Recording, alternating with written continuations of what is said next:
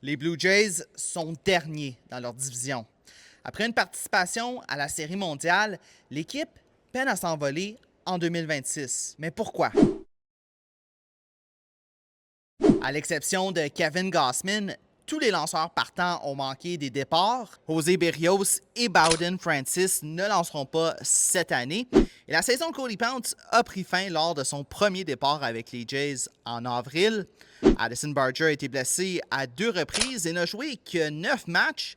George Springer et Alejandro Kirk ont manqué plusieurs semaines avec des blessures tôt dans la saison. Et finalement, le grand oublié des Blue Jays, Anthony Santander, lui, n'a toujours pas joué de match, mais devrait revenir au jeu d'ici la fin du calendrier régulier.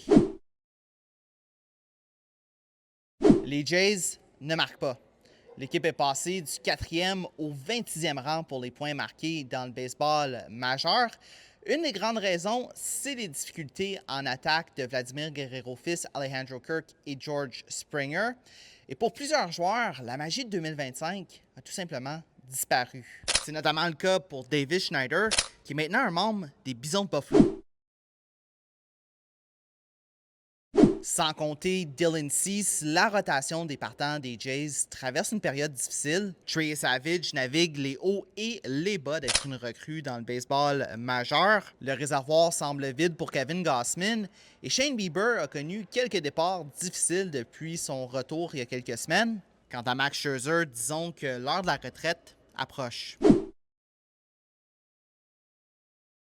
Depuis qu'il a accordé le circuit égalisateur à Miguel Rojas dans le match ultime de la Série mondiale, Jeff Hoffman est simplement incapable de garder une avance. Cette saison, il a perdu son rôle de releveur de fin de match et a une moyenne de points mérités de 4,57.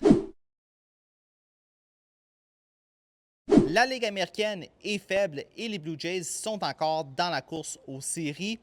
Il y a aussi les performances individuelles de Kazuma Okamoto, Ernie Clement, Louis Varlin et bien sûr Dylan Cease.